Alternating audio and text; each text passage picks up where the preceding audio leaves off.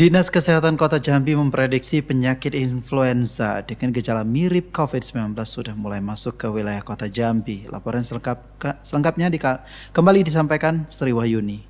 Berdasarkan data dari Dinas Kesehatan, penyakit dengan kategori infeksi saluran pernapasan akut ISPA mengalami peningkatan cukup signifikan. Sepanjang bulan Oktober tercatat lebih dari 9.000 kasus ISPA dan sebagian besar menunjukkan gejala yang mengarah pada influenza tipe A. Kepala Bidang Pengendalian dan Pencegahan Penyakit P2P Dinas Kesehatan Kota Jambi, Dr. Rini Kartika mengatakan, influenza A merupakan salah satu jenis flu yang umum terjadi. Meski begitu, infeksi virus ini dapat menimbulkan komplikasi serius apabila tidak segera ditangani, terutama pada kelompok rentan seperti anak-anak, lansia, serta penderita penyakit kronis. Tren peningkatan kasus ini juga sejalan dengan laporan dari Kementerian Kesehatan yang mencatat kenaikan kasus influenza A di sejumlah daerah, termasuk di Jakarta.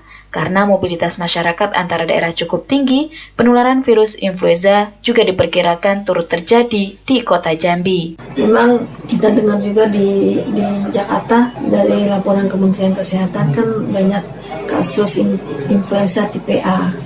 Nah, karena transportasi kita lebih gampang dan di Jakarta, ya kita juga harus mewaspadai influenza tipe A itu bisa juga tertular ke Jambi. Kalau menurut saya, dari pengamatan saya, lingkungan saya, ya influenza tipe A itu mungkin sudah ada juga di Jambi.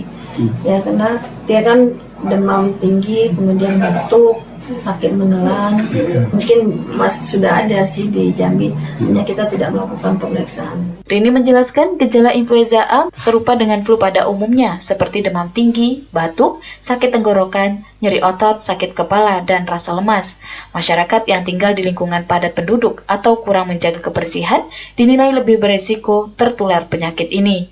Untuk itu, pihaknya menghimbau masyarakat, khususnya kelompok rentan, untuk segera mendatangi fasilitas kesehatan, apalagi jika mengalami gejala serupa influenza A, agar mendapatkan penanganan dengan cepat dan tepat.